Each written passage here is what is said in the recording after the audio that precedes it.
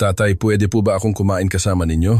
Ang tinig ay napakalambing, halos nalunod sa eleganteng bulungan ng Restaurant Las Palmas, ang tunog ng mga basong nagtatama, ang mahihinang usapan, at ang instrumental na musika na tila bumabalot sa lahat sa isang bula ng malayo at marangyang mundo, hanggang sa ang tanong na iyon ay bumutas sa hangin na parang pana na tumama sa mismong puso. Dahan-dahang nag-angat ng tingin si Don Rafael, ang milyonaryo. Sa kanyang harapan, may nakatayong isang batang kalye. Ang maliliit na kamay ay magkasalikop sa dibdib at ang malalaking mata ay puno ng pag-asa at takot. Ang kanyang lumang damit na kulay puti ay medyo lukot, ang kanyang sandalyas ay luma, ang kanyang buhok ay gulo-gulo dahil sa hangin, ngunit ang kanyang mga mata ay mayroong hindi kayang baliwalain ni Don Rafael. Sa mesa ay may isang maingat na inihandang putahe. Isang baso ng puting alak ang kumikinang sa ilalim ng maiinit na ilaw ng hardin. Lahat ay perpekto. Lahat ay nasa tamang lugar, maliban sa batang iyon. At sa loob ng ilang segundo na tila walang hanggan, walang huminga. Sa likuran ni Don Rafael, isang eleganteng mag-asawa ang namangha. Isang babae ang napahawak sa kanyang bibig na tila nasasaksihan ang isang ipinagbabawal na eksena. Isang lalaki ang bumulong tungkol sa seguridad. Ang kapaligiran ay nagulat, ngunit hindi tumingin si Don Rafael sa iba, tanging sa bata lamang. Muling nagsalita ang bata, halos pabulong. Hindi pa po ako kumakain ngayong araw, pero ipinapangako ko po na hindi ako manggugulo. Ang katahimikan ay naging mas mabigat kaysa ginto, at sa sandaling iyon, may gumalaw sa kalooban ni Don Rafael, isang bagay na natutulog sa loob ng maraming taon. Ngunit ang hindi niya pa alam ay ang simpleng tanong na iyon ang magpipilit sa kanya na harapin ang isang katotohanan na iniiwasan niya sa buong buhay niya, at ang dala ng batang iyon ay magbabago sa kanyang kapalaran magpakailanman. Kung naantig na ng kuwentong ito ang iyong puso, mag-subscribe na ngayon sa channel para hindi mo mapalampas ang anumang kuwento na magpapabago sa iyong pananaw sa mundo. At bago tayo magpatuloy, sabihin mo sa amin sa mga komento kung anong lungsod ka nakikinig sa kuwentong ito. Nais naming basahin ang iyong mga komento. Muling tiningnan ni Don Rafael ang kanyang plato, pagkatapos ay tumingin sa bata at, sa halip na tawagin ang serbidor, ginawa niya ang isang bagay na nagpatigil sa lahat. Inurong niya ng bahagya ang kanyang upuan. Upo ka, mahinang sabi niya. Sa simula, hindi gumalaw ang bata. Tila hindi siya makapaniwala. Talaga po? Tanong niya. Oo, pero sabihin mo muna ang pangalan mo, Maya. Naramdaman ni Don Rafael ang kakaibang kirot sa dibdib. Ang pangalang iyon ay may bakas ng nakaraan, mga bakas na sinubukan niyang patahimikin sa loob ng maraming taon. Maingat na umupo si Maya, na tila natatakot na anumang sandali ay magbago ang isip ng sinuman. Ang kanyang mga kamay ay maliit, medyo marumi, ngunit nanginginig dahil sa kaba kaysa sa lamig. Mabilis na lumapit ang serbidor. Sir, hindi po ito angkop. Itinaas ni Don Rafael ang isang kamay nang hindi tumitingin dito. Bigyan mo siya ng parehong plato na sa akin. Lalo pang lumakas ang bulungan sa paligid. Ang ilan ay tumitingin ng may pagmamaliit, ang ilan ay may kakaibang pagkaosyoso, ang ilan ay may tunay na pagtataka. Ngunit hindi inalis ni Don Rafael ang kanyang mga mata sa bata. Nasaan ang mga magulang mo? Tanong niya ng seryoso. Ibinaling ni Maya ang kanyang tingin. Wala po akong tatay at may sakit po si nanay. Ang pahayag na iyon ay tumama ng mas malakas kaysa sa anumang kritisismo sa lipunan. Naramdaman ni Don Rafael ang pagbigat ng kanyang lalamunan. Hindi ito pagkakasala, hindi awa, kundi pagkilala. Dahil sa mga matang iyon ay mayroong pamilyar sa kanya, isang halo ng pagmamalaki at gutom, dignidad at pangangailangan. Ilang taon ka na? 5. Eksakto ang parehong edad ng kanyang anak. Kung hindi niya pinayagan ang pagmamalaki na sirain ang kanyang kasal maraming taon na ang nakalipas. Ang isip na iyon ay dumating ng walang pahintulot. Nagtayo si Don Rafael ng mga imperyo, lumagda sa milyon-milyong kontrata ng walang pag-aalinlangan, nagpatalsik ng mga ehekutibo ng walang pagkurap, ngunit sa sandaling iyon ay hindi niya alam ang gagawin sa isang bata na gustong makipaghati lamang ng mesa. Dumating ang plato. Tiningnan ito ni Maya na tila isang kayamanan, ngunit hindi kaagad nagsimulang kumain. Tumingin muna siya kay Don Rafael. Sigurado po kayo? Tumango si Don Rafael at nang tikman niya ang unang subo, may nangyaring hindi inaasahan. Hindi ito ang eksena, hindi ito ang tingin ng iba, hindi ito ang kilos ng pagkakawanggawa. Ito ang paraan ng pagpikit niya, nang tikman ang pagkain, na tila ito ang pinakamagandang regalo sa mundo, na tila hindi siya sanay doon. na tila ang bawat subo ay isang himala. At naramdaman ni Don Rafael ang isang bagay na hindi niya naramdaman sa loob ng maraming taon. Hiya, hindi dahil sa pagkakaroon ng pera, kundi dahil hindi niya kailanman tiningnan ang lampas sa kanyang sariling mga pader. Lagi ka bang kumakain dito? Tanong niya. Umiling si Maya. Kapag lang po may nagpapahintulot sa akin na lumapit, minsan po umaalis ako bago pa ako paalisin. Napakagatlabi si Don Rafael. At ngayon, bakit ka lumapit sa akin? Nag-alinlangan ang bata. Tinitigan niya si Don Rafael. Kasi po kamukha ninyo ang isang kakilala ko. Tumalon ang puso ni Don Rafael. Sino? Ang tatay ko po, pabulong niyang sabi. Tila huminto ang mundo. Sa isa pang mesa, may nahulog na tinidor. Naramdaman ni Don Rafael na bumibigat ang hangin. Ang tatay mo ay, hindi ko po alam, sagot ni Maya nang may katapatan na masakit. Sabi ni nanay umalis po siya noong sanggol pa lang ako, pero naniniwala po ako na isang araw babalik po siya. Iniwas ni Don Rafael ang kanyang tingin sandali, hindi dahil ayaw niya itong tingnan, kundi dahil sa unang pagkakataon sa mahabang panahon, natatakot siyang may nakakakita sa kanya sa loob. Paano kung hindi na siya bumalik? Tanong niya halos pabulong. Nagkibit balikat si Maya nang may halo ng inosensya at pilit na pagkahinog. Kung ganun po, matututo akong maging matapang mag-isa. Ang pahayag na iyon ay tumagos kay Don Rafael na parang salamin dahil natuto siyang maging malakas ngunit hindi matapang. Napakalaki ng pagkakaiba. Ang pagiging malakas ay ang pagsara ng puso. Ang pagiging matapang ay ang pagbubukas nito. At sa sandaling iyon, nagsimulang maghinala si Don Rafael na hindi aksidente ang pagdating ng batang iyon sa kanyang mesa. May iba pa, isang bagay na hindi pa niya naiintindihan, ngunit malapit nang magpilit sa kanya na harapin ang nakaraan na inilibing niya sa ilalim ng mga kontrata, paglalakbay at katahimikan. Patuloy na kumain si Maya ng dahan-dahan ng may kagandahang asal, hindi niya inuubos. Hindi siya humingi ng higit pa. Uminom lamang siya ng maliit na sipsip ng tubig at tumingin kay Don Rafael na tila nagpapasalamat sa isang bagay na mas malaki kaysa sa pagkain. Hindi sanay si Don Rafael sa ganoong uri ng tingin. Sanay siya sa mga tinging may interes, sa mga tinging nagkakalkula, sa mga tinging sumusuri kung magkano ang makukuha nila mula sa kanya. Ngunit hindi ito. Ito ay isang malinis na tingin, isang tingin na hindi humihingi ng pera kundi presensya lamang. Alam ba ng nanay mo na narito ka? Tanong ni Don Rafael na sinusubukang panatilihing matatag ang kanyang boses. Dahan-dahang umiling si Maya. Nagpapahinga po siya. Kapag po nagising, masakit po ang kanyang dibdib at madali po siyang mapagod. Naramdaman ni Don Rafael ang isang hindi komportableng pagbigat sa tiyan. May sakit ba siya? Tumango ang bata. Sabi po niya may problema sa puso, pero sa tingin ko po ay kalungkutan. Ang sagot na iyon ay hindi mula sa isang 5 taong gulang na bata. Huminto si Don Rafael sa paghinga sandali. Kalungkutan. Napakapamilyar sa kanya ng salitang iyon. Nakita niya ang kalungkutan sa mukha ng babaeng minsan niyang minahal. Nakita niya ang kalungkutan nang magpasya siyang unahin ang mga kontrata kaysa sa kaarawan. Nakita niya ang kalungkutan nang marinig niya ang salitang diborsyo, ngunit pinili niyang hindi lumingon. Ginawa ni Don Rafael ang sakit na produktibo, ang pagtalikod na ambisyon, ang pagkakasala na pagpapalawak ng negosyo. At ngayon, isang bata sa kanyang harapan ang nagsasalita tungkol sa kalungkutan na tila isang pisikal na sakit. Saan kayo nakatira? Tanong niya ng maingat. Itinuro ni Maya ang pangunahing kalye. Sa isang maliit na kwarto, sabi ni nanay pansamantala lang po iyon. Pansamantala. Kilala ni Don Rafael ang salitang iyon. Maraming beses na niyang sinabi na ang kanyang pagliban ay pansamantala, na ang kanyang mga paglalakbay ay pansamantala, na ang kanyang distansya ay pansamantala. Ngunit ang mga taon ay hindi pansamantala, hindi rin ang mga sugat. Patuloy na tahimik ang restaurant. Ang ilang kumakain ay nagkukunwaring hindi tumitingin, ngunit walang sino man ang walang pakialam.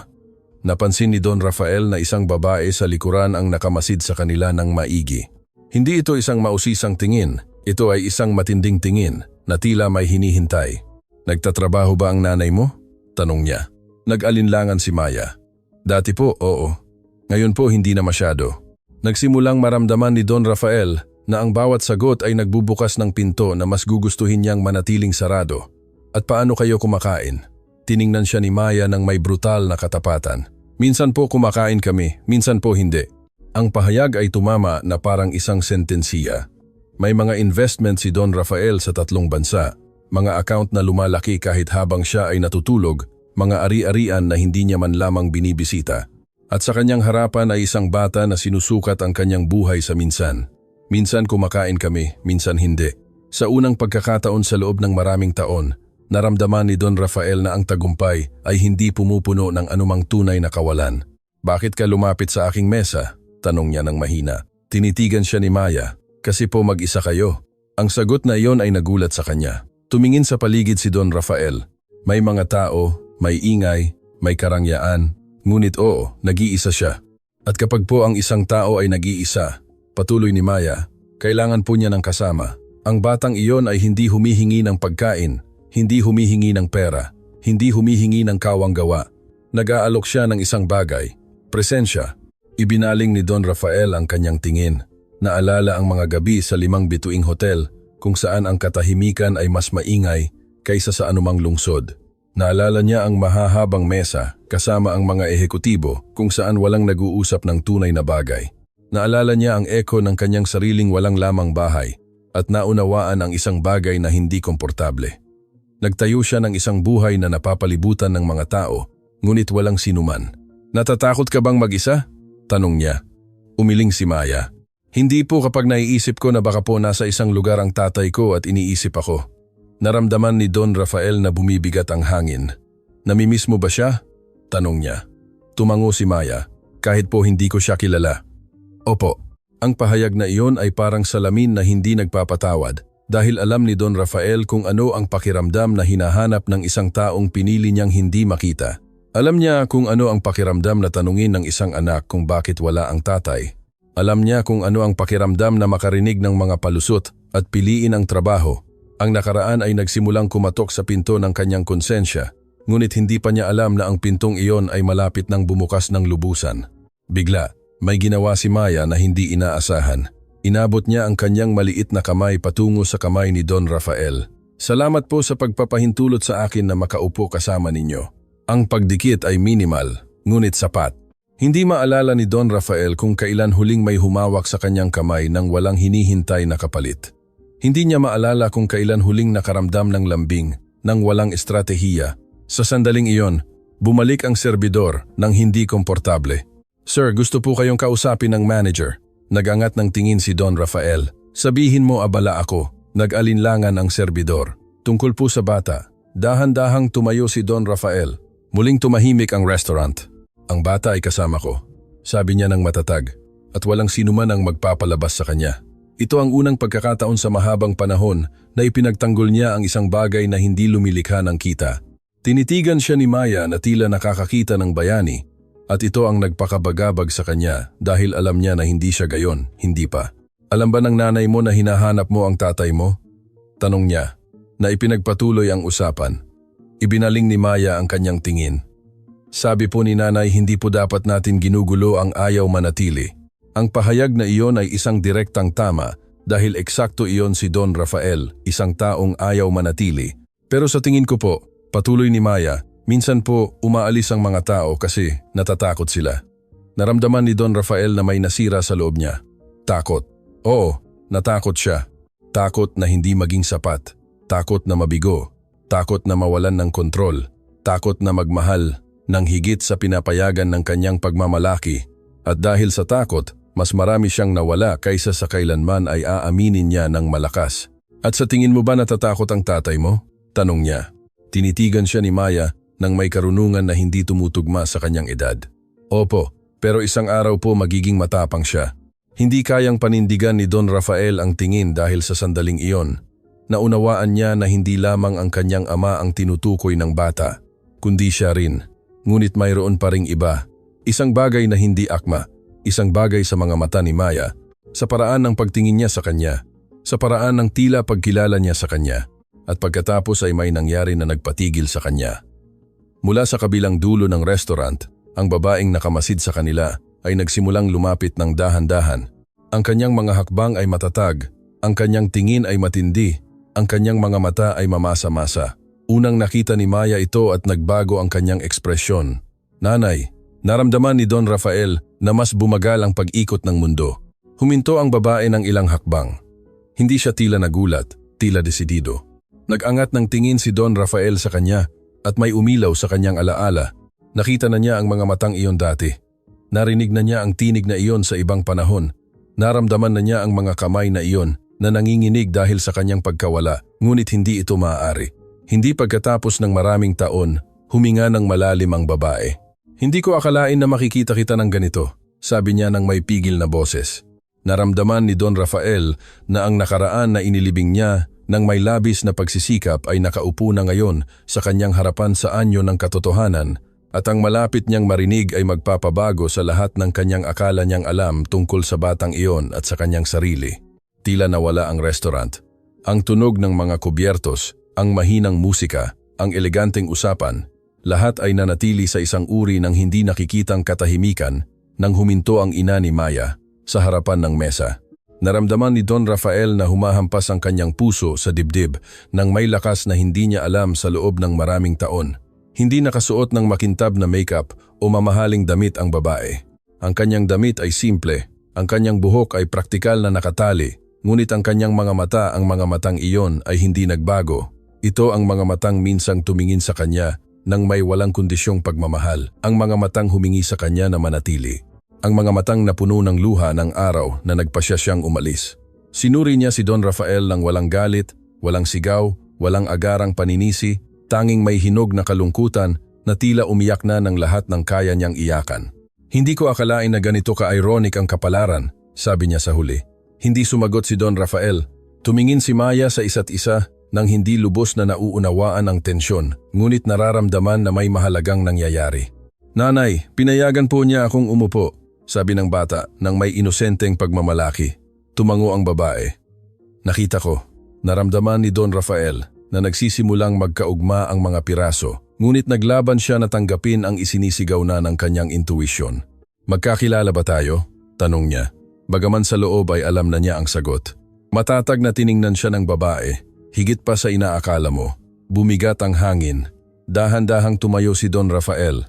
Ang kanyang isip ay bumalik sa nakaraan, sa isang yugto na pinili niyang burahin, sa isang maliit na apartment kung saan ang pag-ibig ay mas malaki kaysa sa pera, sa mga pangakong ginawa ng walang abogado, sa isang babae na naniwala sa kanya nang wala siyang anuman. Ngunit mayroon siyang isang bagay, ambisyon. At nang magsimulang lumaki ang ambisyon, lumaki rin ang distansya.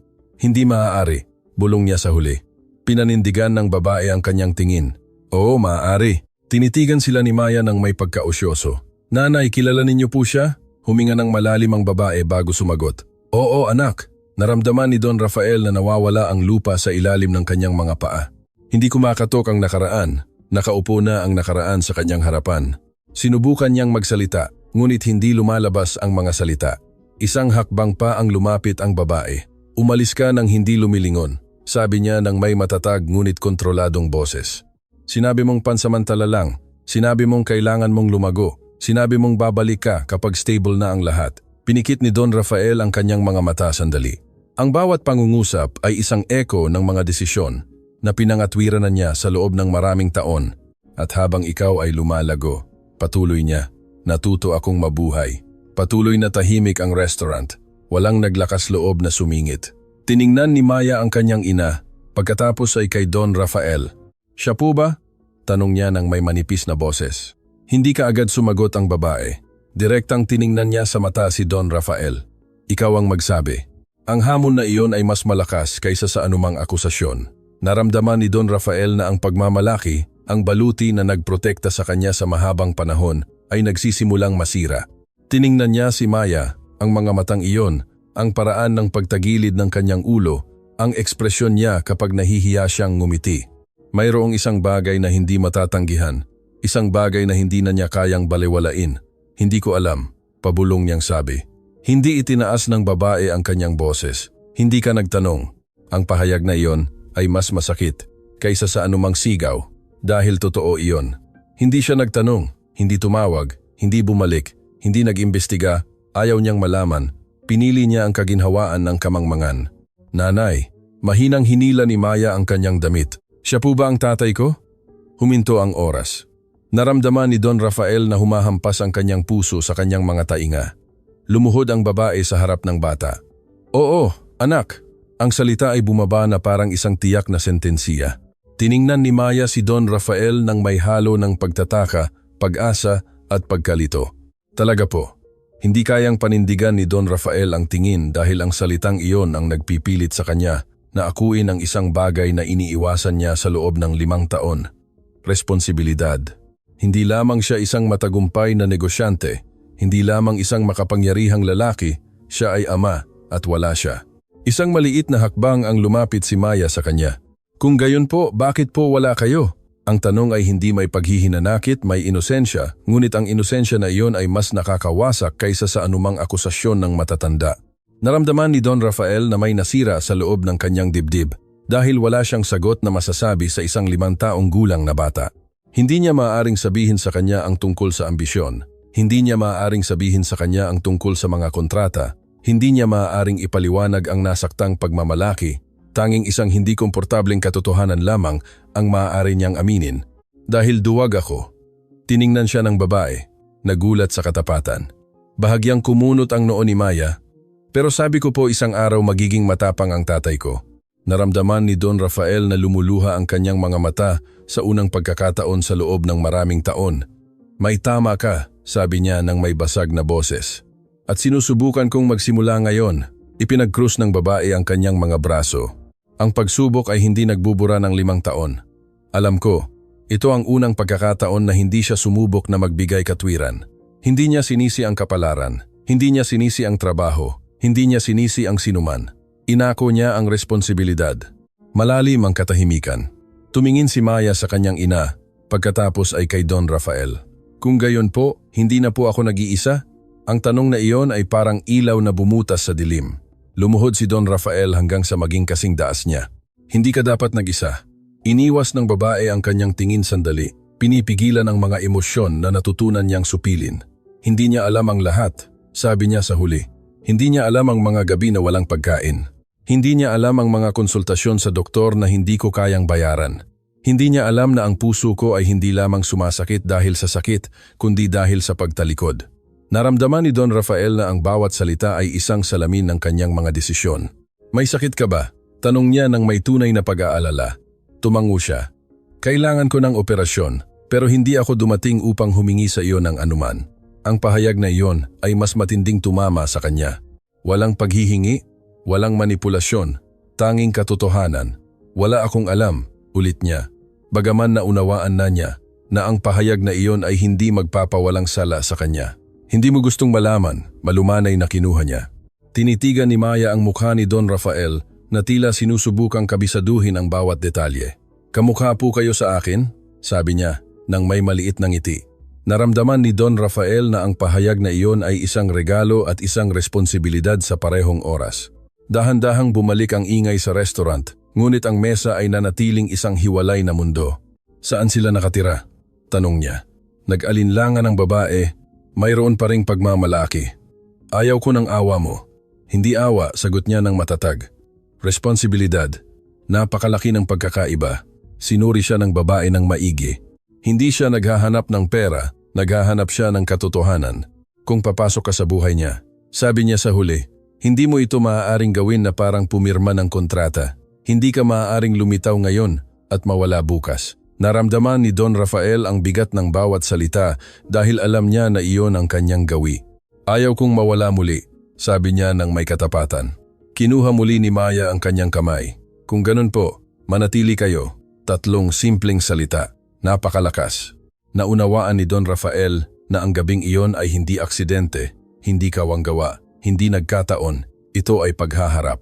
Hindi siya dinala ng kapalaran sa mesang iyon upang magbayad ng hapunan. Dinala siya doon upang magbayad ng emosyonal na utang. Ngunit mayroon pa ring iba, isang bagay na hindi pa nasasabi ng babae, isang bagay na nakaimbak pa rin. At kapag lumabas ang huling katotohanan na iyon, kailangan ni Don Rafael na magpasya kung handa siyang mawalan ng pagmamalaki o mawala ang lahat muli dahil ang tunay na pagsubok ay hindi ang pagkilala sa kanyang anak, kundi ang pagpapakita na maaari siyang maging ama na nararapat sa kanya. At ang desisyon na iyon ay malapit nang dumating. Ang katahimikan na sumunod sa mga salita ni Maya ay hindi komportable, ito ay mapagpasiya. Si Don Rafael ay nanatiling nakaluhod sa harap ng kanyang anak. Nararamdaman ang bigat ng maliit na kamay na iyon sa pagitan ng kanyang mga kamay. Hindi ito isang marupok na kamay. Ito ay isang kamay na natutong suportahan ang sarili ng napakaaga. Ang ina ni Maya ay nanatiling nakatayo, sinisipat siya ng may halo ng pag-iingat at pagod. Walang galit sa kanyang tingin, ngunit wala ring tiwala. Mayroong isang bagay na mas komplikado, isang tahimik na pagsusuri. Hindi niya nakikita ang lalaking lumuhod sa harap ng kanyang anak. Nakikita niya ang lalaking minsang nangako na manatili.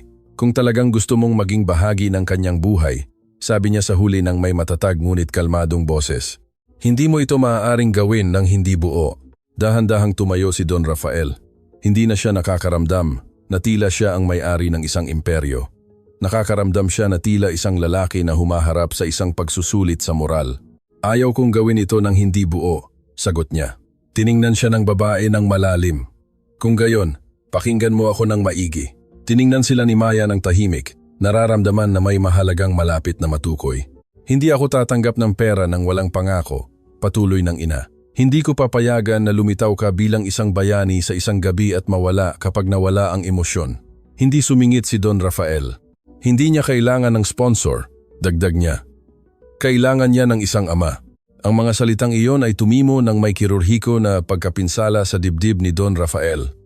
Sa loob ng maraming taon ay nilulutas niya ang mga problema sa pamamagitan ng pagpirma ng mga tseke. Inayos niya ang mga pagkakamali sa pamamagitan ng pagbabayad ng mga kompensasyon. Binili niya ang katahimikan, katapatan, at mga pagkakataon. Ngunit hindi ito isang negosasyon sa pananalapi. Ito ay isang pagsubok sa karakter. Ano ang kailangan mo sa akin?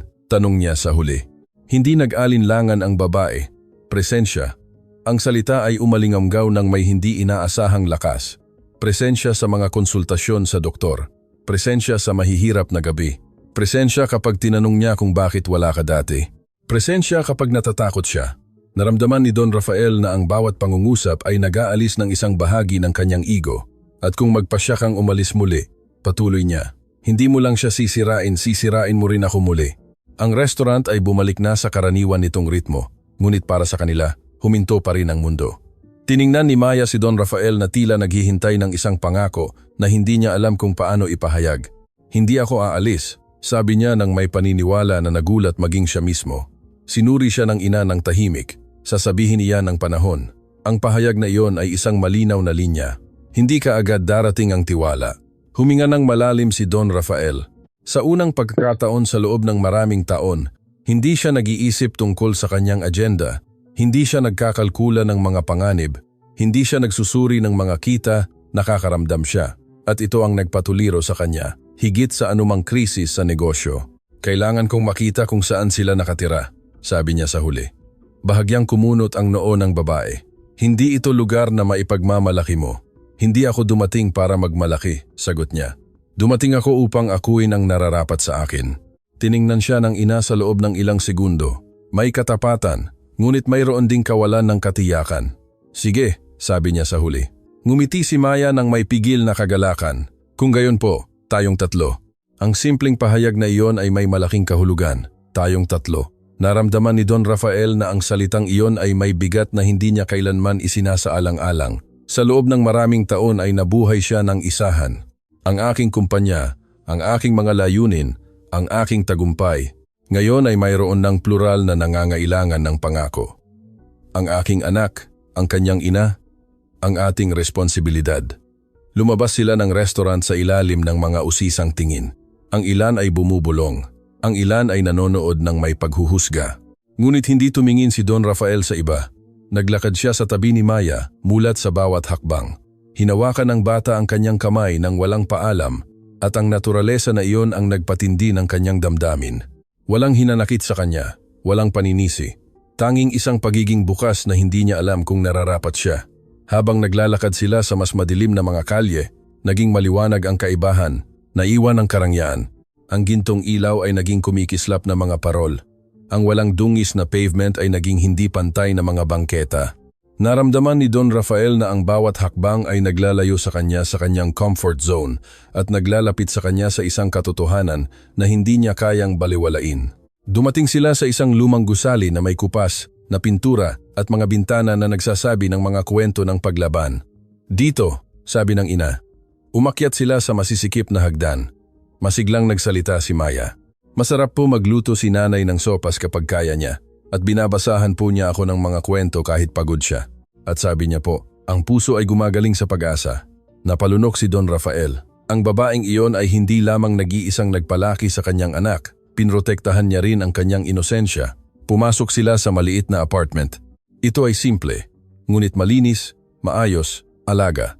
May mga drawing na nakadikit sa dingding, isang maliit na lumang sofa, isang simpleng mesa, walang karangyaan, ngunit mayroon itong isang bagay na wala siya sa kanyang mansyon, init. Sinuri ni Don Rafael ang bawat detalye na tila sinusuri ang isang realidad na ayaw niyang tingnan. Hindi ito marami, sabi ng ina na inaasahan ang paghuhusga. Sapat na ito para ipakita na lumaban ka, sagot niya. Tiningnan siya ng babae ng may pagtataka. Kinuha ni Maya ang isang drawing mula sa isang drawer. Tingnan ninyo po, sabi niya ng may kagalakan. Ginawa ko po iyan para po sa pagbalik ng tatay ko. Naramdaman ni Don Rafael na huminto ang hangin. Ito ay isang simpleng drawing. 3 figure na magkahawak kamay. Isang maliwanag na araw. Isang maliit na bahay. Sa itaas, nakasulat sa mga titik ng bata, aking pamilya. Naramdaman ni Don Rafael na may nasira sa loob niya. Mayroong isang pamilya na iginuhit. Isang pamilya na umiiral sa imahinasyon ng kanyang anak, ngunit binaliwala niya sa realidad.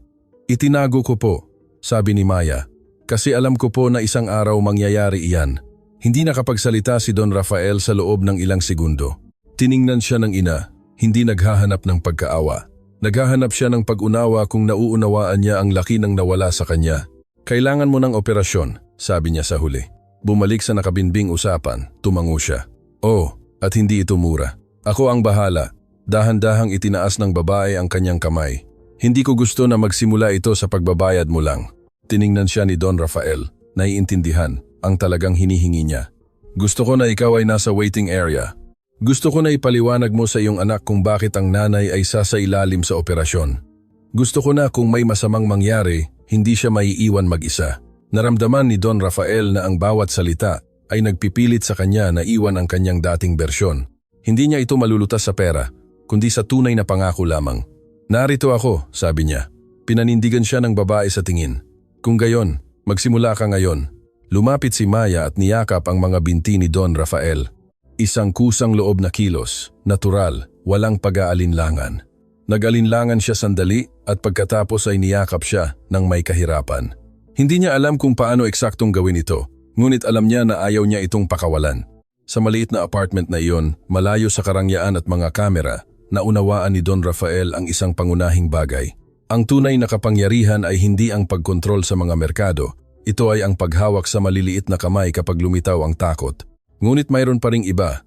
Isang bagay na hindi pa nasasabi ng ina. Isang detalye na ganap na magpapabago sa paraan ng pag-unawa niya sa nakaraan. Dahan-dahang umupo ang babae sa sofa. Mayroon kang dapat malaman. Maingat na tiningnan siya ni Don Rafael.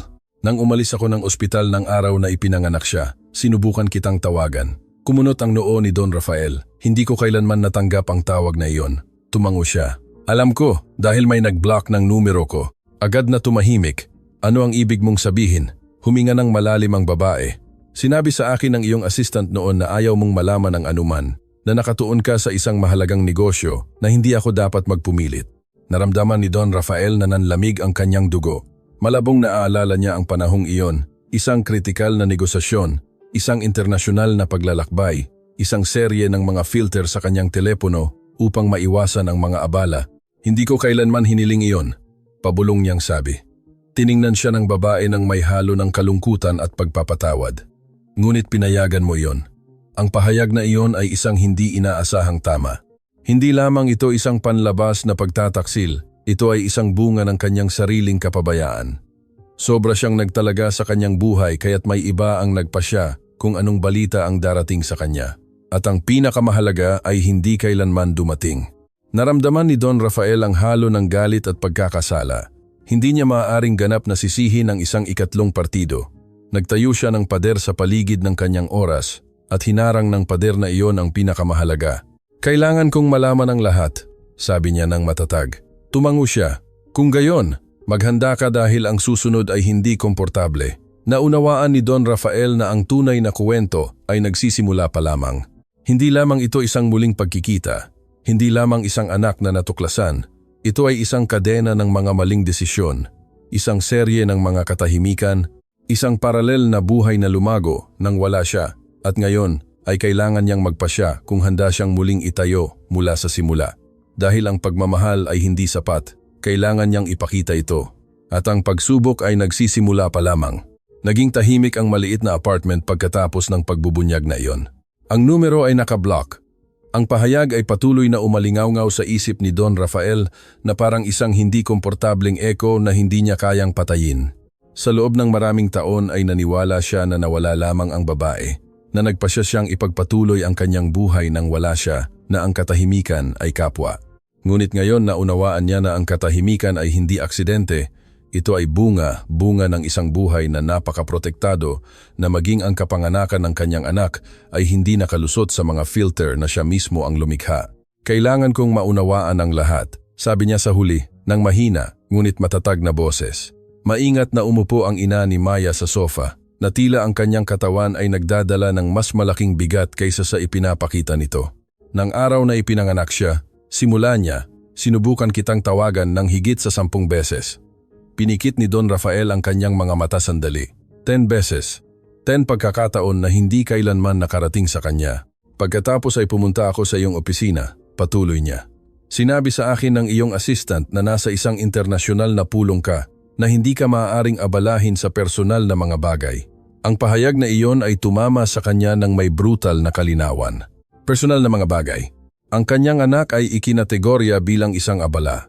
Naramdaman ni Don Rafael ang halo ng galit at kahihiyan. Naalala niya ng perpekto ang negosasyon na iyon, isang milyon-milyong kasunduan na nagmarka ng simula ng kanyang pandaigdigang pagpapalawak. Nagbigay siya ng malinaw na tagubilin na huwag tumanggap ng hindi kinakailangang tawag at nang hindi niya nalalaman ay isinara niya ang pinto sa pinakamahalaga sa kanyang buhay. Hindi ko alam na buntis ka, pabulong niyang sabi. Tiningnan siya ng babae ng may halo ng kawalang paniwala at kalungkutan. Sinabi ko na sa iyo bago ka umalis. Umiling siya ng bahagya. Hindi ko na maalala. Tumango siya ng may masakit na katahimikan. Kasi nag-iisip ka na ng susunod mong biyahe. Malalim ang katahimikan. Walang sigaw, walang labis na drama, tanging isang malinaw na katotohanan.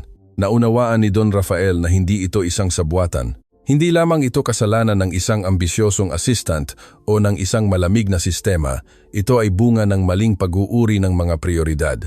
Nang maunawaan ko na hindi ka nababalik, patuloy niya, nagpasya akong hindi ka nahabulin. Ayaw kong lumaki ang anak ko na nararamdaman na hindi siya pinili ng kanyang ama. Naramdaman ni Don Rafael na pumipiga ang kanyang puso dahil eksakto iyon ang realidad. Hindi niya ito pinili, hindi dahil ayaw niya, kundi dahil hindi niya kailanman alam na dapat niyang gawin. Ngunit ang epekto ay pareho, kawalan. Nakatulog si Maya sa maliit na sofa na yakap ang kanyang drawing. Ang inosensya ay hindi alintana sa bigat ng usapang iyon. Sinuri siya ni Don Rafael nang may halo ng lambing at pagkakasala. Bakit hindi mo na kailanman sinubukan akong hanapin pagkatapos? Tanong niya. Huminga ng malalim ang babae dahil ang pag-ibig ay hindi ipinagmamakaawa. Ang pahayag na iyon ay isang aral sa kanyang sarili. Nabuhay si Don Rafael sa isang mundo kung saan ang lahat ay maaaring pag-usapan, kung saan ang lahat ay may presyo, kung saan ang lahat ay maaaring ayusin sa sapat na impluensya. Ngunit ang pag-ibig ay hindi gumagana ng ganoon. Hindi ako dumating ngayong gabi upang harapin ka, patuloy niya. Dumating ako dahil ipinilit ni Maya na gusto niyang umupo sa restaurant na iyon.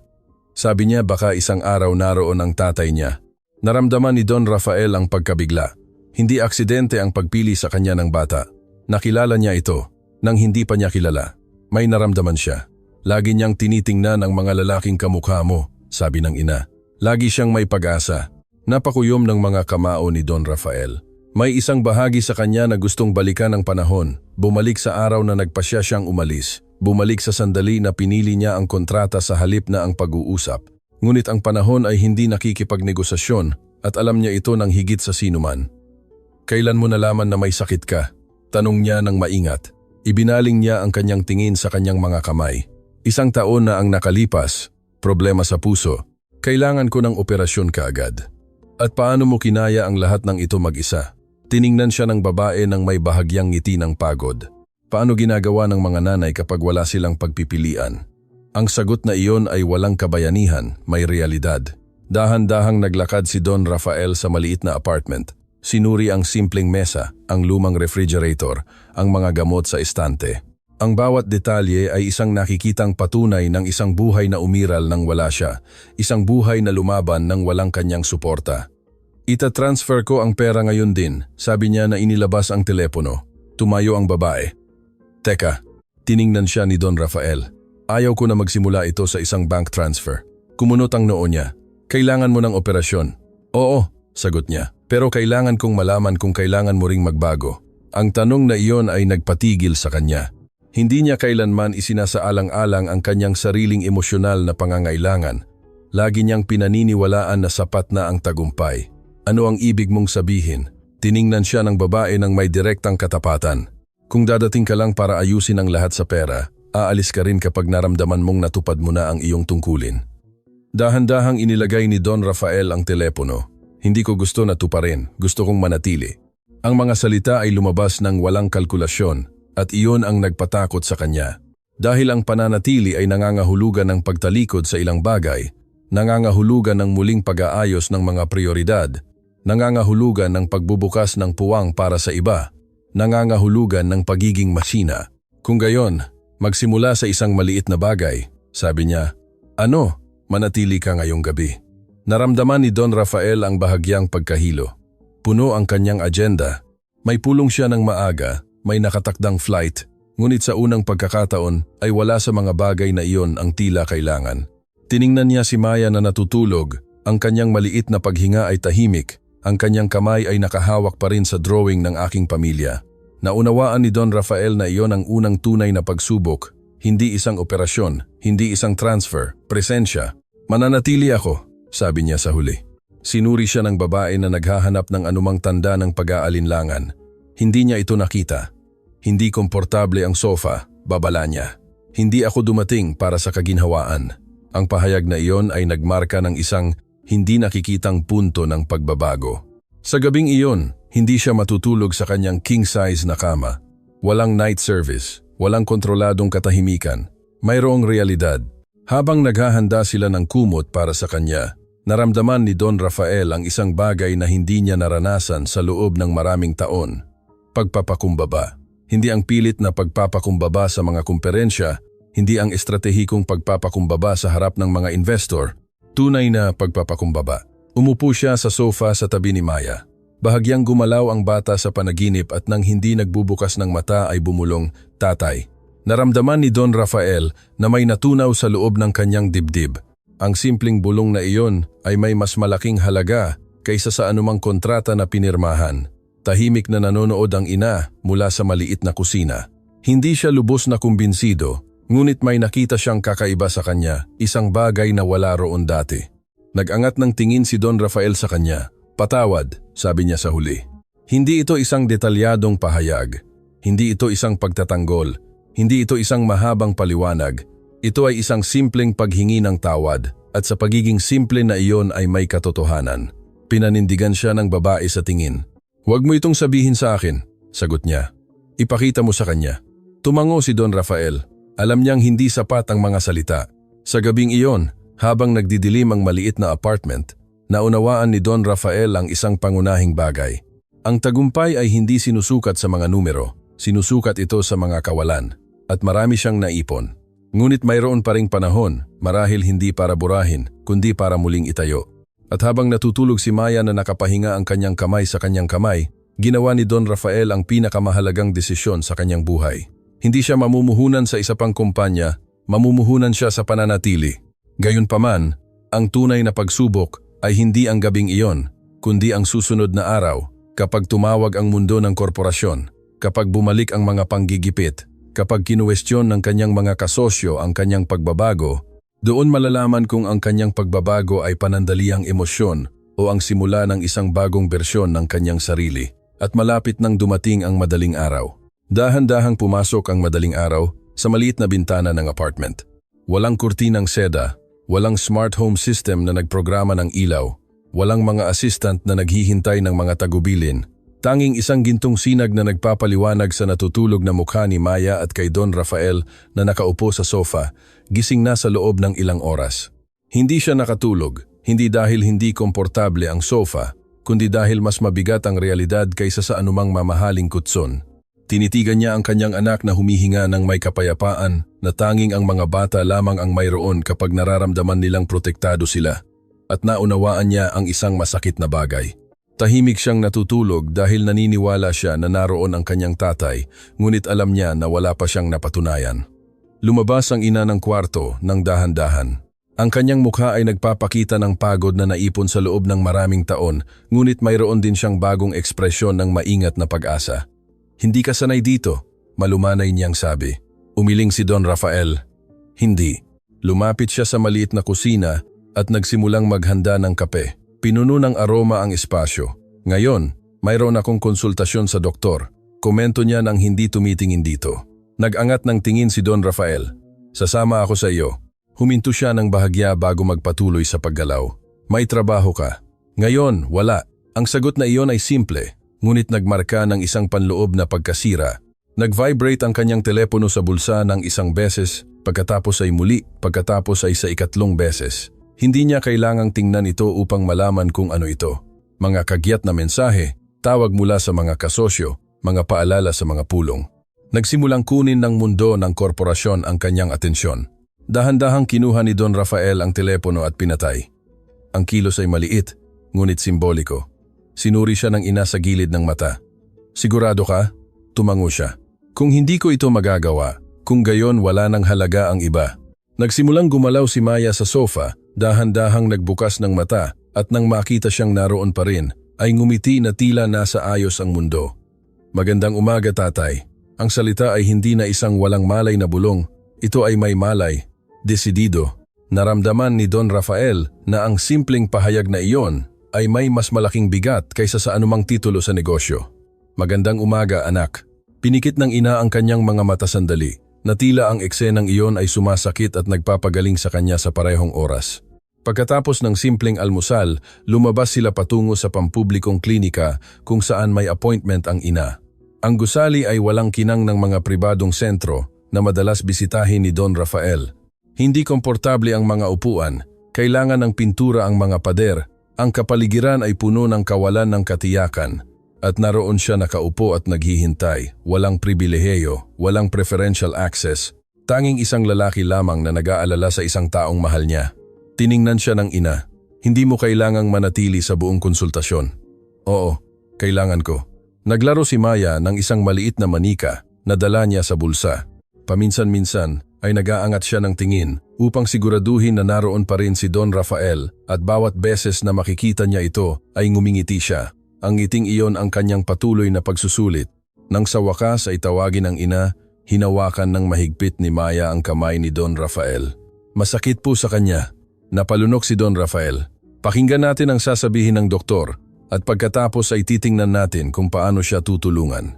Hindi siya nangako ng imposible, hindi niya nilalabo ang realidad, ngunit hindi rin siya tumakas.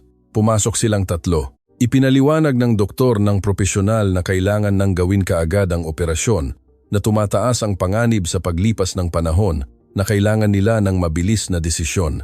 Pinakinggan ni Don Rafael ang bawat salita na tila isang hatol. Hindi ito isang kontrata, hindi ito isang investment, ito ay buhay. Pinanatili ng ina ang kanyang katahimikan, ngunit bahagyang nanginginig ang kanyang kamay. Tiningnan ni Maya ang dalawa ng may malalaking mata. "Nanay, gagaling po ba kayo?" Maingat na nagsalita ang doktor. "Sa operasyon, maganda ang posibilidad." Huminga si Don Rafael. "Gawin ito sa pinakamahusay na ospital na posible." Nag-angat ng tingin ang doktor, nagulat sa determinasyon. Malaki ang gastos niyan. Pinanindigan ni Don Rafael ang kanyang tingin. "Hindi bale." Sumingit ang ina. "May bale." Tiningnan siya ni Don Rafael. "Hindi ako bumibili ng kapatawaran," sabi niya ng matatag. "Ginagawa ko ang dapat kong gawin mula sa simula." Pinanindigan niya ang tingin ni Don Rafael ng ilang segundo at tumango. Ang desisyon ay nagawa na. Ngunit ang tunay na pagsubok ay dumating sa sandaling iyon.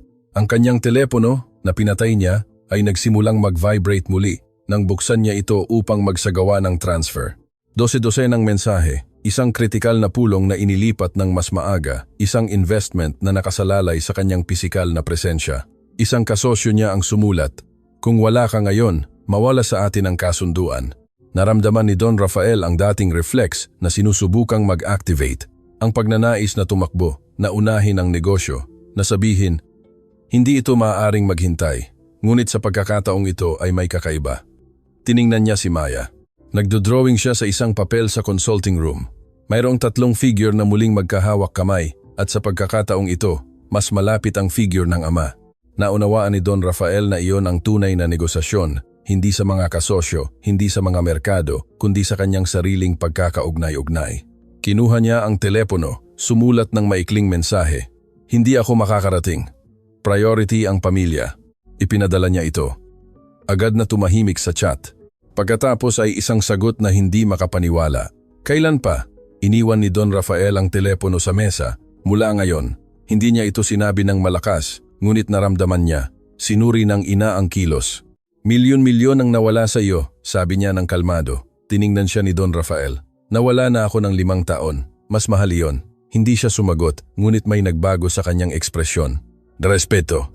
Nang lumabas sila ng klinika, tila kakaiba ang hangin. Hindi dahil nalutas na ang mga problema, kundi dahil nagbago na ang direksyon. Naglakad sila ng tahimik ng ilang minuto. Hawak ni Maya ang kamay ng dalawa. Isang hindi perpektong pamilya, ngunit sinusubukang maging totoo. Mananatili po kayo kapag nasa operasyon si nanay? Tanong ng bata. Lumuhod si Don Rafael sa harapan niya. Hindi ako aalis kahit saan. Maingat na sinuri siya ng ina. Alam niyang madali ang mga salita. Ang mahirap ay panindigan ang mga ito sa paglipas ng panahon. Ngunit may nakita siyang bago ngayong umaga. Nakita niya ang pagtalikod, nakita niya ang pagpili, nakita niya ang pagkakaugnay-ugnay at hindi ito madaling maipagkunwari. Sa gabing iyon, habang bumabalik sila sa apartment, naramdaman ni Don Rafael ang isang bagay na hindi niya kailanman naranasan sa isang board meeting, takot. Hindi takot na mawalan ng pera, hindi takot na mabigo sa publiko, takot na mabigo bilang ama muli. Ang takot na iyon ay hindi nagpapalumpo. Ito ang nagtutulak sa kanya. Umupo sila upang kumain ng simple. Masiglang nagsalita si Maya tungkol sa paaralan, tungkol sa isang kaibigan, tungkol sa isang kwento na gusto niyang pakinggan ni Don Rafael. Pinakinggan siya ni Don Rafael nang may lubos na atensyon. Hindi siya sumingit, hindi tumingin sa orasan, hindi nagbasa ng mga mensahe, presensya. Sinuri siya ng ina mula sa kusina. May sakit pa rin. May mga sugat na nakabukas, ngunit mayroon ding hindi inaasahan, pag-asa. Nang matulog si Maya, naging tahimik ang apartment. Nagkaharap sina Don Rafael at ang ina. Hindi nito mabubura ang nakaraan. Malumanay niyang sabi, "Alam ko, at hindi pa kita napapatawad." Tumango siya. "Hindi ako dumating upang humingi ng agarang kapatawaran." Tiningnan siya ng babae ng matindi. "At dumating ako upang makita kung maaari kang manatili." Huminga ng malalim si Don Rafael. "Hindi ko alam kung paano gawin ito ng perpekto, ngunit gusto kong matuto." Bago sa kanya ang katapatan. Walang estratehiya, walang inihandang talumpati, tanging katotohanan. Dahan-dahang tumango ang babae. "Kung gayon magsimula tayo bukas." Naunawaan ni Don Rafael na ang muling pagtatayo ay hindi isang kaganapan. Ito ay isang proseso araw-araw, pagpili pagkatapos ng pagpili. At habang tinitingnan niya ang maliit na kwarto kung saan tahimik na natutulog si Maya, naunawaan niya na ang pinakamalaking kayamanan na binaliwala niya sa loob ng maraming taon ay ilang hakbang lamang ang layo. Ngunit may kulang pa rin. Ang operasyon, ang paggaling, ang pag-aakma at isang huling pagsubok na susubukan ang kanyang pagbabago dahil ang panlabas na mundo ay hindi madaling tatanggapin ang kanyang pagbabago at malapit na niyang ipagtanggol ang bagong prioridad na ito. Sa harap ng mga hindi kailanman naunawaan ang halaga ng pananatili, ang pinakamahirap na labanan ay hindi laban sa nakaraan, kundi laban sa dating bersyon ng kanyang sarili. At ang labanan na iyon ay nagsisimula pa lamang. Ang operasyon ay naka-schedule para sa susunod na linggo. 7 araw, 7 araw na tila maikli para sa mundo, ngunit isang kawalang hanggan para sa isang taong sinusubukang muling itayo ang kanyang sinira sa pamamagitan ng pagliban. Hindi bumalik si Don Rafael sa kanyang mansyon sa linggong iyon. Kinansela niya ang mga pulong, nagtalaga ng mga estratehikong desisyon, muling inayos ang kanyang agenda. Nagsimulang mag-alala ang kanyang mga kasosyo. Ang ilan ay direktang tumawag. Ang ilan ay nagpadala ng mga malabong mensahe, isa pa nga ang dumating, nang walang abiso, sa harap ng simpleng gusali kung saan siya ngayon ay nananatili sa halos buong oras. Ano ang ginagawa mo? Tanong ng kasosyo na iyon nang hindi makapaniwala habang tinitingnan ang paligid nang may malinaw na pagkakabahalala. Pinanindigan ni Don Rafael ang kanyang tingin nang walang pag-aalinlangan. Ang dapat kong ginawa sa loob ng maraming taon. Kumunot ang noo ng kasosyo. Isinasaalang-alang mo ang napakalaking investment dahil sa isang personal na sitwasyon. Huminga ng malalim si Don Rafael. Dati, ang pahayag na iyon ay magpapahintulot sa kanya na mag-react, magkakaramdam siya na kinuwestiyon. Ipagtaungkol niya ang kanyang posisyon sa pamamagitan ng mga numero at argumento, ngunit ngayon ay hindi niya kailangang kumbinsihin ang sinuman. Hindi ito isang personal na sitwasyon, sagot niya ng may kalmadong tatag. Siya ang aking anak. Tumahimik ang kasosyo ng ilang segundo. Hindi mo kailanman nabanggit ang isang anak. Pinanindigan ni Don Rafael ang tingin. Hindi ako kailanman naroon para sa kanya. Hindi komportable ang katahimikan. Sinubukan ng kasosyo ang isang huling paggipit. Hindi naghihintay ang merkado. Kung mawawala sa iyo ang pagkakataong ito, baka hindi na ito bumalik. Tumingin si Don Rafael sa bintana ng apartment kung saan nagdodrawing si Maya ng lubos na konsentrasyon. Ang ilang pagkakataon ay hindi na kailanman bumabalik. Sabi niya sa huli, nawala ko na siya minsan. Naunawaan ng kasosyo na hindi niya babaguhin ang kanyang desisyon at umalis. Kalmadong isinara ni Don Rafael ang pinto. Iyon ang tunay na pagsubok, hindi ang operasyon, hindi ang pera. Ito ay ang paninindigan sa kanyang pagpili sa harap ng mundo na laging nagbibigay kahulugan sa kanya. Sa gabing iyon, habang tinutulungan niya si Maya sa isang gawaing bahay, nagangat ng tingin ang bata. Aalis po ba kayo kapag nasa ospital si nanay? Iniwan ni Don Rafael ang lapis sa mesa. Hindi, kahit tumawag sila mula sa trabaho. Ang tanong ay inosente, ngunit tumpak. Ngumiti si Don Rafael ng malumanay. Makapaghintay ang trabaho. Itinagilid ni Maya ang kanyang ulo. Sabi po ni nanay minsan sinasabi iyan ng mga matatanda, pero hindi po laging tinutupad. Naramdaman ni Don Rafael ang kirot. Hindi ito isang akusasyon. Ito ay karanasan. Kung gayon, tingnan mo ako, sabi niya, at magpasya ka kung tutuparin ko. Sinuri siya ni Maya ng ilang segundo na tila sinusuri ang katapatan at pagkatapos ay ngumiti. Naniniwala po ako sa inyo. Ang tiwalang iyon ay nagpatigil sa kanya ng higit sa anumang panggigipit sa negosyo dahil ito ay marupok at madaling masira. Lumipas ang mga araw sa pagitan ng mga konsultasyon sa doktor, mga paghahanda at mga simpleng sandali. Natuto si Don Rafael na maghanda ng simpleng almusal. Natuto siyang magbasa ng mga kwento ng may labis na intonasyon. Natuto siyang makinig ng mga kwento nang hindi tumitingin sa orasan. Ang bawat kilos ay tila maliit, ngunit para sa kanya, ito ay revolusyonaryo. Maingat na sinuri ng ina ang lahat. Isang gabi, habang natutulog si Maya, nagkaharap sila. Hindi ko akalain na mananatili ka, pag-amin niya. Ako rin, sagot niya ng may katapatan. Tiningnan siya ng babae ng maigi. Ano ang nagbago? Nagtagal si Don Rafael ng ilang segundo bago sumagot. Natuklasan ko na ang lahat ng itinayo ko ay walang saysay kung hindi ko alam kung para kanino ko ito itinayo. Ibinaling niya ang kanyang tingin. Lagi mong gustong manalo. Tumango siya. Ngunit hindi ko naunawaan na ang pagpanalo ay ang pananatili rin. Ang pahayag na iyon ay nanatili sa hangin. Dumating ang operasyon. Ang ospital ay moderno salamat sa desisyon ni Don Rafael na ilipat siya sa isang espesyalistang sentro. Kalmado ang ina sa labas, ngunit ang kanyang mga kamay ay nagpapakita ng takot. Hawak ni Maya nang mahigpit ang kamay ni Don Rafael. Masakit po sa kanya. Lumuhod si Don Rafael sa kanyang taas. Alam ng mga doktor ang ginagawa nila at narito ako sa buong panahon. Tiningnan siya ng ina bago pumasok sa operating room. Walang malalaking talumpati. Tanging isang tingin na puno ng kasaysayan. Huwag mo siyang iwanang mag-isa, sabi niya. Hinding-hindi na, sagot niya. Sumara ang pinto. Nagsimula ang paghihintay. Mga oras na tila mga araw. Hindi tiningnan ni Don Rafael ang kanyang telepono. Hindi niya sinuri ang mga email. Hindi niya sinagot ang mga mensahe. Nanatili siyang nakaupo sa tabi ni Maya. Ipinapaliwanag ang maaari niyang ipaliwanag nang hindi nagsisinungaling. Nagkuwento siya, nagsalita siya tungkol sa mga bituin. Nangako siya na anuman ang mangyari, hindi siya mag-iisa. Sa gitna ng paghihintay, patuloy na nag-vibrate ang kanyang telepono. Ito ang parehong kritikal na negosasyon na ipinagpaliban niya.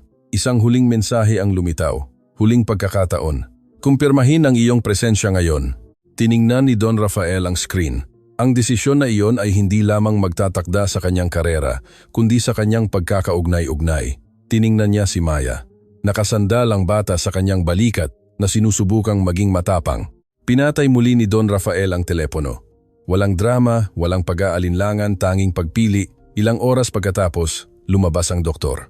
Matagumpay ang operasyon. Tumalon si Maya sa mga braso ni Don Rafael. Sabi ko po sa inyo, magiging maayos ang lahat.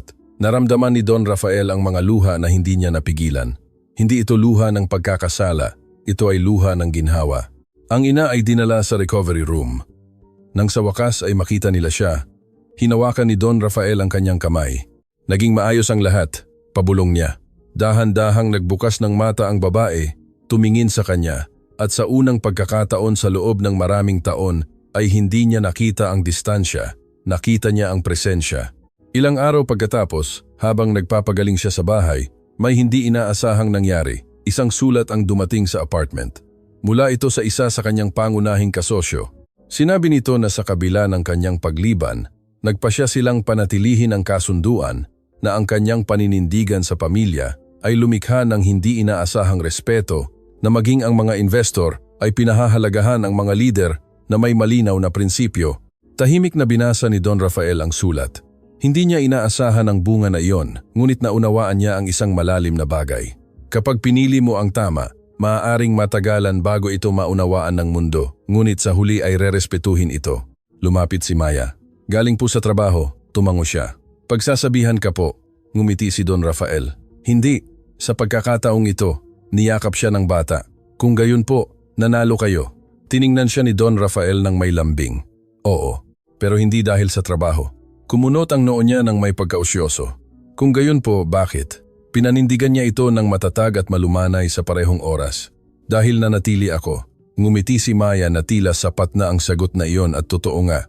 Sa gabing iyon, habang silang tatlo ay naghahapunan ng magkasama sa isang maliit na mesa, ngunit puno ng pag-uusap, naunawaan ni Don Rafael na ang pagbabago ay hindi isang kaganapan, ito ay isang pang-araw-araw na desisyon.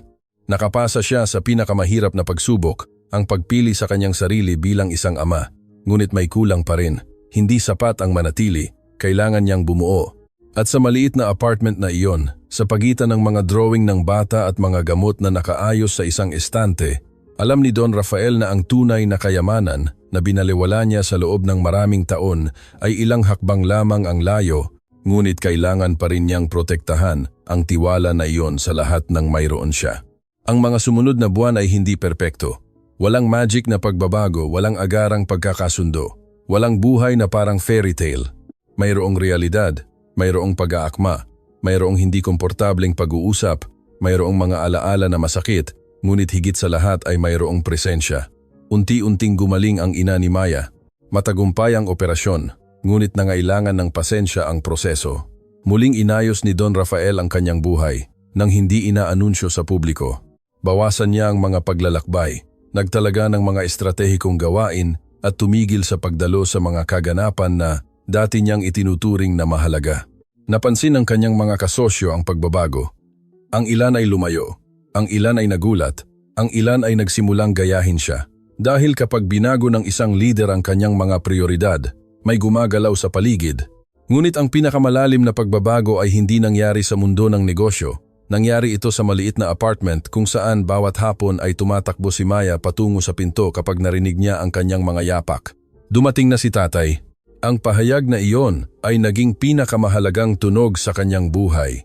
Natuto si Don Rafael ng mga bagay na hindi niya kailanman itinuring na mahalaga.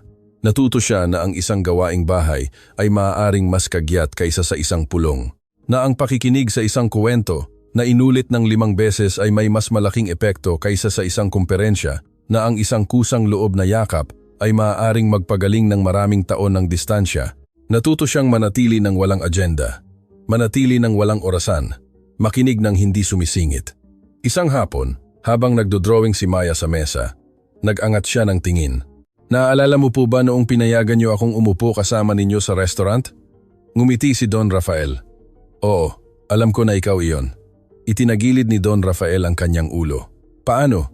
Nagkibit balikat si Maya nang may naturalesa ng bata.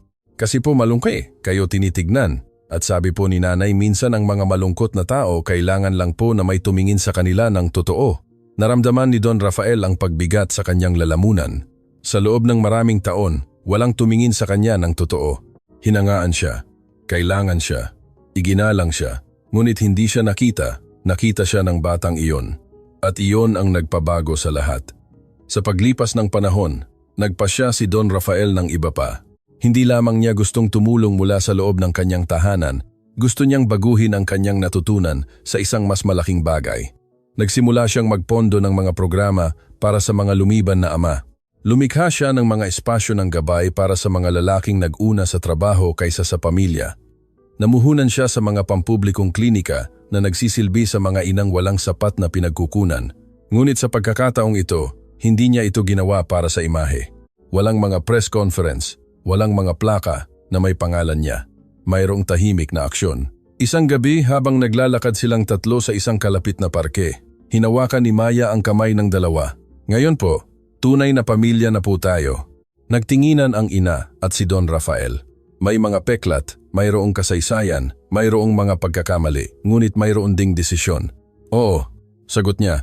Dahil ngayon ay pinipili natin ang bawat isa araw-araw. Ngumiti si Maya nang may kasiyahan. Naunawaan ni Don Rafael ang isang mahalagang bagay. Ang pagiging ama ay hindi isang titulo. Ito ay isang pang-araw-araw na gawain. Hindi ito isang kaganapan. Ito ay pagpapatuloy. Isang hapon, habang nag-aayos sila ng mga kahon upang lumipat sa isang mas malaking lugar, hindi marangya, ngunit komportable, nakita ni Maya ang kanyang lumang drawing, ang tatlong figure na magkahawak kamay. Hawak niya ito ng may pagmamalaki. Tingnan ninyo po, sabi niya. Ngayon po, kamukha na talaga. Sinuri ni Don Rafael ang drawing. Hindi na malayo ang figure ng ama, nasa gitna na, hawak ng mahigpit ang dalawang kamay. Salamat sa pagtitiwala mo sa akin, pabulong niya. Kumunot ang noo ni Maya ng may lambing. Hindi po ako naniwala. Alam ko po, ang katiyakan ng bata ang pinakamalaking regalo na natanggap niya. Sa paglipas ng panahon, naiwan ang apartment. Hindi dahil sa kahihiyan, hindi dahil sa pagtanggi, kundi dahil ngayon ay maaari na silang lumago ng magkasama. Ang bagong tahanan ay walang labis, mayroon itong balanse.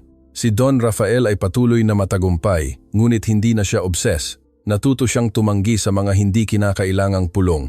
Natuto siya na ang pera ay tool, hindi identidad. Natuto siya na mas mahal ang kawalan kaysa sa anumang pagkalugi sa pananalapi. Isang gabi, habang natutulog si Maya, lumapit ang ina kay Don Rafael. Alam mo ba kung ano ang pinakanagulat sa akin? Tanong niya. Ano? Na hindi mo sinubukan ipagtanggol ang sarili mo nang malaman mo ang katotohanan.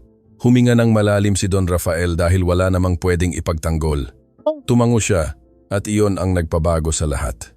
Ang pagpapakumbaba ay hindi kahinaan. Ito ay pagkahinog. Naunawaan ni Don Rafael na ang tunay na pamumuno ay hindi isinasagawa sa mga boardroom. Isinasagawa ito sa mga personal na desisyon. Sa pananatili kapag mas madaling umalis, sa pakikinig kapag mas komportable ang balewalain, sa pag-ako kapag nakakatukso ang magbigay katwiran. Mga taon pagkatapos, nang malaki na si Maya, pinasulat siya ng isang guro ng isang sanaysay tungkol sa taong pinakanagulat sa kanyang buhay. Isinulat ni Maya, nagulat ako sa aking tatay dahil nagpasya siyang manatili. Hindi siya nagsalita tungkol sa pera. Hindi siya nagsalita tungkol sa mga kumpanya, hindi siya nagsalita tungkol sa mga regalo, nagsalita siya tungkol sa presensya. Nang basahin ni Don Rafael ang mga linyang iyon, naunawaan niya na ang kanyang pinakamalaking pamana ay hindi mga gusali o investment, kundi ang pahayag na iyon. Nagpasya siyang manatili. Minsan naniniwala tayo na ang tagumpay ay sinusukat sa kung ano ang ating naipon, sa kung ano ang ating nakamit, sa kung ano ang ating ipinapakita sa mundo. Ngunit tahimik tayong sinusuri ng buhay sa ibang paraan. Tinatanong tayo nito, naroon ka ba nang may nangailangan sa iyo? Pinili mo bang manatili kapag hindi komportable? Tiningnan mo ba ng totoo ang mga nakapaligid sa iyo? Ang milyonaryo sa kwentong ito ay may lahat, maliban sa pinakamahalaga. At isang simpleng tanong na ginawa ng isang batang gutom at puno ng pag-asa ang nagpilit sa kanya na magising. Tatay, pwede po ba akong kumain kasama ninyo? Ang tanong na iyon ay hindi lamang tungkol sa pagkain. Ito ay tungkol sa kasama, tungkol sa presensya, tungkol sa pag-ibig. Dahil sa huli ay hindi natin naaalala kung gaano kalaki ang ating kinita, naaalala natin kung sino ang naroon. Kung may pagkakataon kang manatili ngayon, gawin mo. Kung kaya mong tumawag, tumawag ka. Kung kaya mong makinig, makinig ka. Dahil hindi bumabalik ang panahon, ngunit ang mga desisyon ay maaaring magpabago sa hinaharap. At minsan, ang pinakamalaking kilos ng pag-ibig ay hindi ang mangako, kundi ang manatili.